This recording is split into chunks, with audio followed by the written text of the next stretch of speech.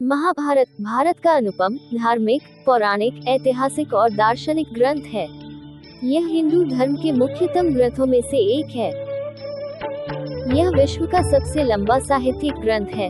हालांकि इसे साहित्य की सबसे अनुपम कृतियों में से एक माना जाता है, किंतु आज भी यह प्रत्येक भारतीय के लिए एक अनुकरणीय स्रोत है।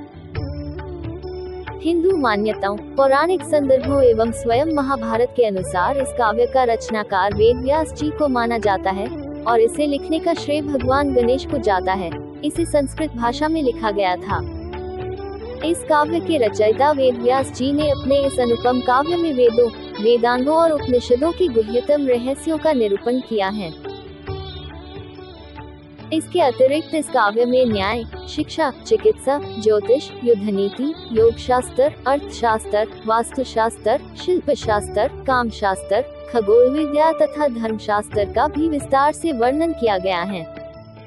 महाभारत की विशालता और दार्शनिक गूढ़ता न केवल भारतीय मूल्यों का संकलन है, बल्कि हिंदू धर्म और वैदिक परंपरा का भी सार है।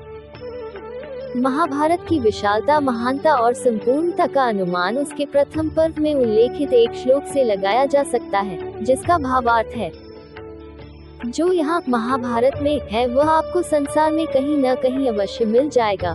जो यहाँ नहीं है वो संसार में आपको अन्यत्र कहीं नहीं मिलेगा।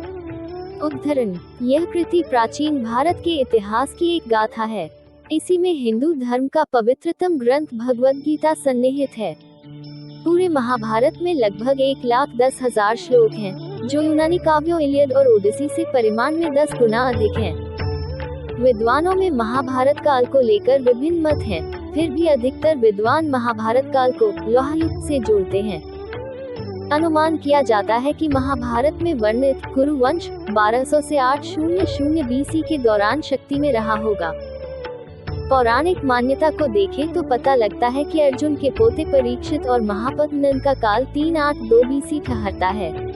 यह महाकाव्य जय, भारत और महाभारत इन 3 नामों से प्रसिद्ध है।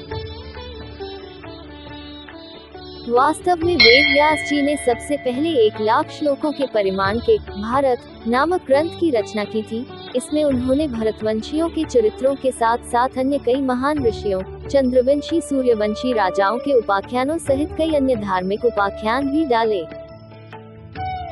इसके बाद व्यास जी ने 24,000 श्लोकों का बिना किसी अन्य ऋषियों, चंद्रवंशी, सूर्यवंशी राजाओं के उपाख्यानों का केवल भरतवंशियों को केंद्रित करके भारत काव्य बनाया। इन दोनों रचनाओं में धर्म की अधर्म पर विजय होने के कारण इन्हें जय भी कहा जाने लगा। महाभारत में एक कथा आती है कि जब देवताओं ने तराजू के एक पासे में चारों वेदों को रखा और दूसरे पर भारत ग्रंथ को रखा, तो भारत ग्रंथ सभी वेदों की तुलना में सबसे अधिक भारी सिद्ध हुआ।